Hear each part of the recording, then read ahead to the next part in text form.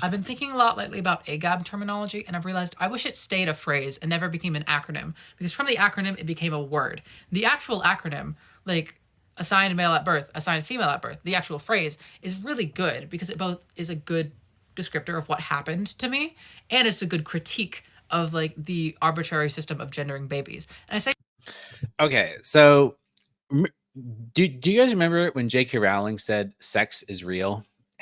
And all the trans activists got up in arms, said, "What are you talking about? We're not in denial that sex is real. We acknowledge the reality of sex." um, you cannot acknowledge the reality of sex. You cannot think that sex is real and simultaneously think that the system of so-called sex assignment, which is the legal process of classifying a baby as male or female on a government document for the purposes of, some bureaucratic procedure on the basis of whether the baby has a penis or a vagina, which is how it's usually done, or it's done through genetic testing, or it's done through ultrasound, or, like a blood test or something like this. So we have these reliable methods for detecting whether a baby is male or female. And in 99% of cases, that method is accurate, because it is, detecting a stable, reliable pattern in nature. It is what we would call a real pattern. It is a real pattern because that the fact that that method of gendering, of sexing the baby, that method of relying on the genitals to do that, it's reliable in 99% of cases. Why? Because it's detecting a real pattern. And that pattern is the sexual dimorphism of the human species. The fact that, where did the baby come from? These trans activists are always talking about, assignment at birth, but where did the baby come from in the first place? It came from two people, one male, one female, coming together with a sperm and an egg and making the baby. And that process of a sperm and an egg coming together and making a baby is reflective of the reality of the sexual dimorphism, the fact that there are two competing evolutionary strategies, males and females, sperm producing people and egg producing people. They come together, they have a baby. That is what sex is. That is how the species, reproduces. That is how we propagate our genetic material. And so when we're talking about sex, which is what we're doing when we're assigning a gender. No, we're not assigning a gender. We're using a method that's reliable in 99% of cases in order to determine the sex of the baby. And by sex of the baby, we're talking about whether or not you go down the developmental pathway of males, which leads to the capability in normal cases of being able to impregnate a female using sperm, and vice versa for females with the development of eggs. And yes, these pathways of male development versus female development can go awry if you have a medical condition, called, a disorder of sexual development, that somehow that mechanism of your body going down the male pathway or the female pathway, it gets disrupted in some way. And that could lead to a male being born with a vagina. So in that case, that method of sex determination, of sex detection, sex observation, that method would be flawed. But that doesn't mean we just like give up or that we don't know the baby's sex, because in 99.99% of cases, even if you have one of these disorders of sexual development, you can do further testing and investigation in order to determine the true sex of the baby, depending on the different factors. So it is not arbitrary. To say that the sex assignment system is arbitrary means that there's no rational, empirical, scientific basis for distinguishing between males or females. But there is a rational, scientific, empirical, evidence-based reason for assigning, um, you know, males and females on the basis of genitals. That is not arbitrary, because that assignment method is dependent on the existence of sexual dimorphism in the species. So that methodology of sex assignment, sex observation, piggybacks on the common sense observation that we are a sexually dimorphic species that require sperm producers and egg producers to come together and to make a baby, just like every other animal on the freaking planet. But I want to keep watching because this whole video is very illustrative of how these trans activists, like the sort of mental gymnastics they get into when talking about the reality of sex and the mental gymnastics they go through in order to deny the reality of their biological sex. So let's keep watching. What happened, because it is not something that describes who I am. It describes an event. I was assigned male at birth. I am not AMAB, and that is the main thing I want to talk about, because since it's become an acronym, it has been used as a word because it looks pronounceable. It is no longer you were AMAB. It is now you are AMAB. It has become a part of my identity, a male part of my identity that I will never get rid of, because it's used in the same place that biological male would be used typically. And that's the problem. So the trans activists have got themselves into a pickle because the trans activists appropriated the language from the intersex community, which is a community of people who have a medical condition. They appropriated that community that was developed out of the intersex community. They started using that to replace concepts like natal male or biological male, etc. So instead of saying, oh, I'm a natal male or I'm a biological male, they say I was assigned male at birth. And they say that, well, that assignment was wrong. That because that assignment was just arbitrary, I was assigned male at birth, but I'm not actually a male. I'm not actually a man because I have a gender identity of a female. I have a gender identity of a woman. So that sex assignment, that gender assignment, saying you're a boy or a girl, that was wrong because my gender identity, they didn't detect my gender identity at birth. So therefore, that gender assignment, that assignment that I was a boy at birth, that is somehow wrong because I'm actually a woman on the inside because of my brain. So that system is of assignment is arbitrary. And so we're going to use this new concept of saying I'm not male. I'm not a boy. I'm not a man. I was merely assigned male.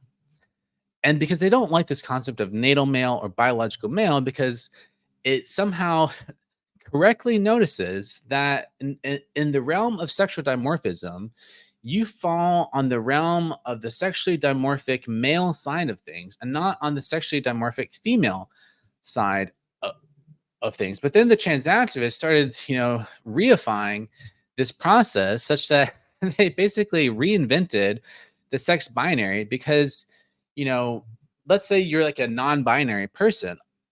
People in the trans community want to know whether you are AMAB non-binary or AFAB non-binary. Or, why?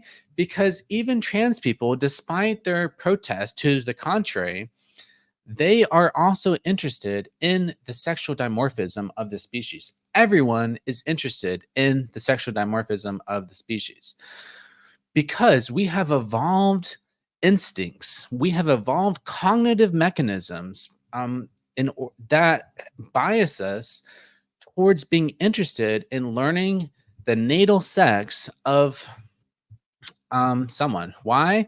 Because if we don't know the natal sex of someone, if we don't know whether they are biologically male or female in terms of their capability to reproduce, either via sperm or via egg, then we can't know from an evolutionary perspective whether they would be a prospective mate. And knowing whether someone is a prospective mate or not is a very important thing to know from an evolutionary perspective, which is why we evolved cognitive mechanisms in our brain for the quick, accurate, and unconscious detection of whether someone is biologically male or biologically female. And when we say biologically male or female, we are referring to natal sex, not phenotypical sex. It doesn't matter if you cut off your testicles and took a bunch of estrogen and you grew some tits, you got a facelift and you got a nose job and you sort of grew your hair out and you sort of like phenotypically you look female, you appear to be female, but you're not actually female because it is impossible for you to give birth to a baby. That is what we mean. And evolution has programmed us to super duper care about whether you are capable of giving birth to a baby. That is a fundamental fact of biological reality, that as an animal species, we are deeply interested and invested in knowledge of that fact, which is why, the trans community, they invented this concept of AMAB versus AFAB, and they reified it into the sex binary such that they talk about the AMAB experience versus the AFAB experience. But this is really just a clunky way using mental gymnastics to recognize the sexual dimorphism of the human species. But the trans activists don't like this because they have all intuited that this reification of the sex assignment, natal male versus natal female, is picking out the exact same real pattern in reality of sexual dimorphism between the species that is mind independent. It doesn't matter what we call it. It doesn't matter how we categorize it. Do we call it assigned male at birth? Do we call it boy? Do we call it man? Do we call it natal male? Do we call it biological male? It all is indicative of the same underlying fact, the same underlying ontological fact that is mind independent, which has to do with the sexual dimorphism of the human species. And that sexual dimorphism gives rise to innate sex differences. Now, a lot of the feminists coming out of the 20th century, they are in denial of innate sex differences. They want to acknowledge at a basic physiological level or a basic physical level that, yeah, sure, evolution made these innate sex differences in our bodies, but they don't also talk about how evolution, natural selection, and sexual selection, they operated at the level of the brain itself. The brain was under natural selection pressure just as much as the rest of the body. So therefore, it stands to reason that there's going to be innate sex differences between the psychology of males versus females, which influences the psychological development of males and females, which influences how they're socialized, the sort of cultural products of those innate sexual differences. Like those innate sexual differences give rise to real differences in how males and females think, act, etc. And trans women are resentful of this fact because it reminds them that they're not female. And they don't like to be reminded that they're not female. They weren't born female. They don't have the experiences of females. They're going through puberty and being raised as females. They don't have the experience of people who are capable of giving birth or belonging generally to the class of people who are capable of giving birth. And the way in which belonging to that sexually dimorphic class of people, of females, gives rise to a different set of social experiences, a different set of experiencing yourself. Okay, let's keep watching. Might have with it. The phrase is both very clear in that it's a descriptor of an event and a critique of that event. The problem is, I feel like the word usage is the exact opposite of the phrase and is the exact thing the phrase is trying to critique, because it is the word usage of AMAB and AFAB typically upholds the original assignment rather than critiquing it, and it is a thing that is a part of your identity. It is no longer a thing that happened to you in the past. Its usage as a word separate from the phrase has abstracted its meaning to all hell. This idea that she's getting at in terms of oh, well, I was assigned male at birth, but my maleness is not part of my identity. this is a sort of weird way of thinking about things, because why does it have to be part of your identity? You know, I weigh 200 pounds, but my identity is not the fact that I weigh 200 pounds. Like, I have freckles, but me having freckles is not part of my identity. But so the fact that you are male, yeah, sure, being male doesn't have to be part of your identity, but you are male.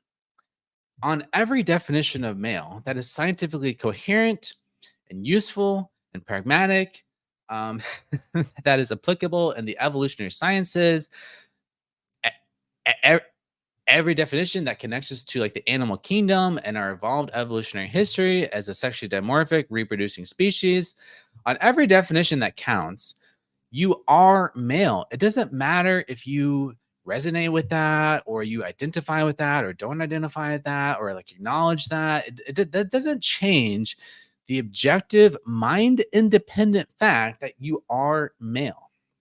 It doesn't matter what your identity is, you are male. And so this idea that like, oh, well, I was assigned male, but I'm not actually male, that is a confusion that is based on a bad epistemological paradigm that says that that essentially, you know, there's no reality to my maleness or whatever. It was just some arbitrary thing, didn't really matter, you know. What it's sort of like is a confused way of thinking about things. Because it is now AFAB people, AMAB people. It is no longer people who were assigned female at birth, people who were assigned male at birth. It's just another gender binary, and it's being used. Why did the trans community, of its own volition, reinvent the sex binary? Because the sex binary is a real pattern in the real world that picks out real differences, real innate sex differences between males and females, natal males, natal females. That difference picks like that distinction of sexual dimorphism leads to evolved differences in behavior and thought and psychology and everything about us. We are fundamentally a dimorphic species. Yes, sure, we have a lot in common as males and females, but we also have a lot that differs. And that those differences reflect in reality as real patterns that are detectable. And even in these hyper woke trans communities, of their own accord, naturally, they have picked up on this sexual dimorphism and they've incorporated a way to reflect the sexual dimorphism of reality into their everyday parlance. We're talking about like, oh, that trans woman, they're AMAB or they're an AMAB person, or like, oh, AMAB people versus AFAB people. So so she is correct that this distinction between AMAB and AFAB has, reinvented the sex binary. But where she is wrong is to think that somehow you could have prevented this. If only, they were more indoctrinated into woke gender theory, that they could have prevented this natural organic development within the trans community's linguistic practices that reinvented the sex binary.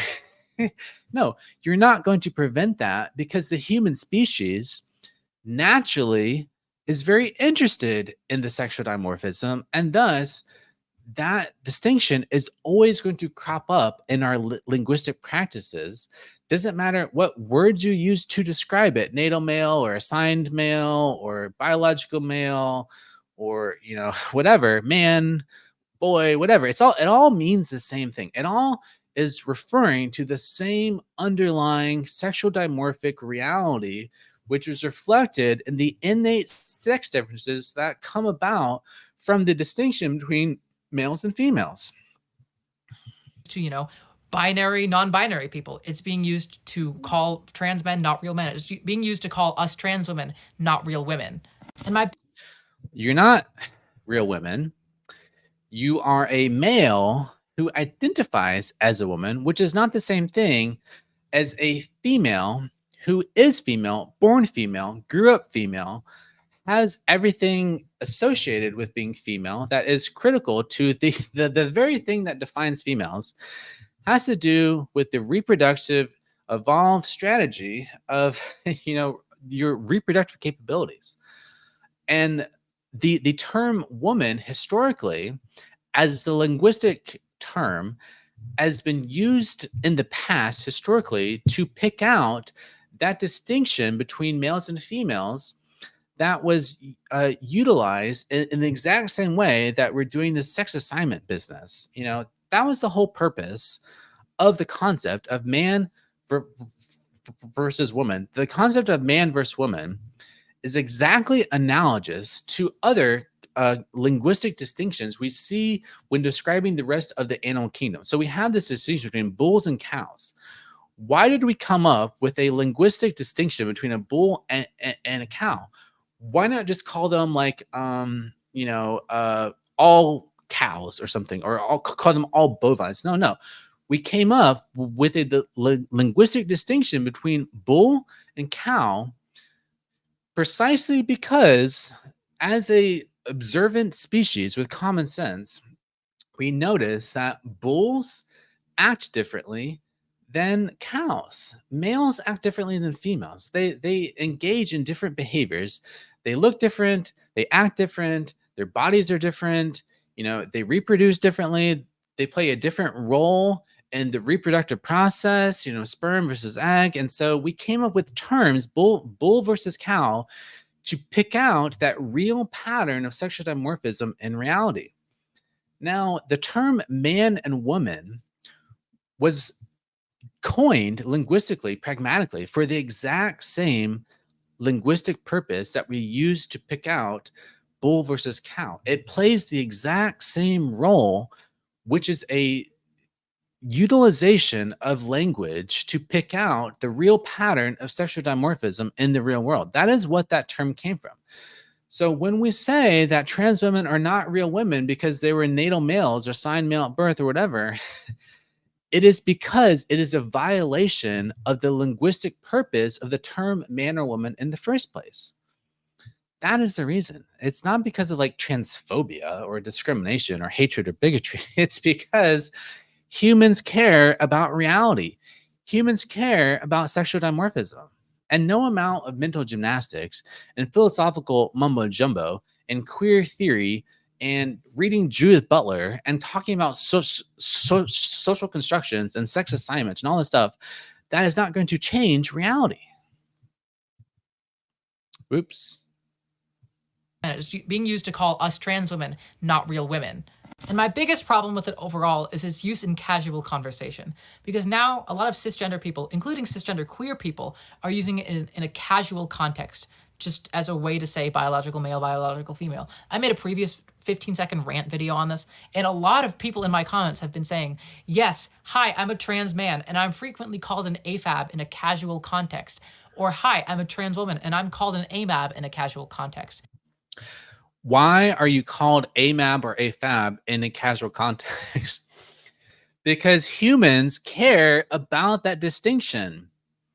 Because that distinction is reflective of a real pattern in reality that gives rise to innate sex differences that show up in reality in terms of distinctive patterns of thinking, acting, behaving.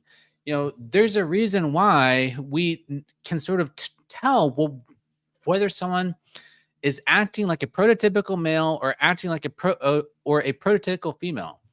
There's a reason why we have an archetypal, prototypical conception of what it means to act male, act female, behave male. We sort of have this idea because we are a sexually dimorphic species. And that sexual dimorphism applies not just to our bodies, but also to our brains, because our brains were under evolutionary pressure just as much as the body. And that evolutionary pressure on the brain gave rise to distinctive, innate sex differences at the level of our bodies and our psychology, which gives rise to real differences in the world and how males and females think, act, feel, and behave. And that is the biggest problem, because the casuality of it is just making it less of a criticism, less of a like important language, is now just a word that means biological male, biological female. It's being used by cis people in the wrong way. And obviously the phrase itself originated from the intersex community. It was just picked up by trans people later. I just don't want to speak on the intersex part of it because I'm not intersex. I'm a trans woman. So my controversial opinion is I don't think cisgender people should say AFAB or AMAB. I think they should use the full phrase, assigned male at birth, assigned female at birth, because I feel like the word usage, like the acronym usage, just completely abstracts it from the original meaning. And I want cisgender people to have that like original meaning in mind when using it. That is my controversial opinion. Trans people, feel free to give your own takes on that. But yeah, that's my opinion. Okay.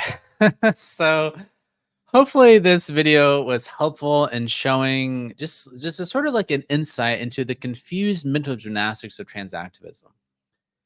And I'm hoping it illustrates the way in which like what J.K. Rowling meant when she said sex is real. This is what she's talking about. And the trans activists like to be in denial of this. They say, oh, we don't deny that sex is real. We acknowledge biological reality. You know, I know that I have a penis, for example, so therefore I'm not in denial of sex. No.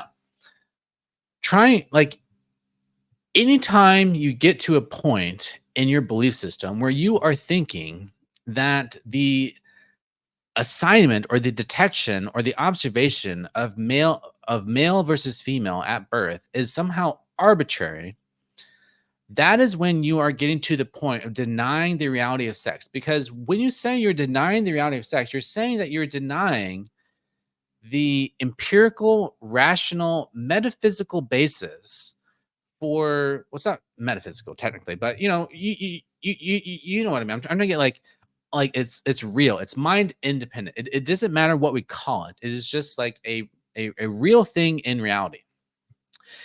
Anytime you are saying that sex assignment process, that sex detection, sex observation process is arbitrary, that is when you mean that there are no innate sex differences. Because if it was truly arbitrary, then the only way it could be truly arbitrary is if in reality there was no fundamental real distinction between males and females that give rise to innate sex differences. That is the only way in which that assignment process could be considered arbitrary. But if that assignment process is picking out a real distinction between males and females, and that distinction between males and females is based on a sexual dimorphic pattern of innate sex differences that have evolved for specific adaptive purposes, you can't say it's arbitrary. You have to say that assignment process is reliable, it's rational, it's empirically grounded, it's commonsensical, it's it's based in our evolutionary history, it's culturally universal, it's all these things, and it is all those things because it's real. Sex is real. So, okay. And that's it for this video. Thanks for watching. Take care.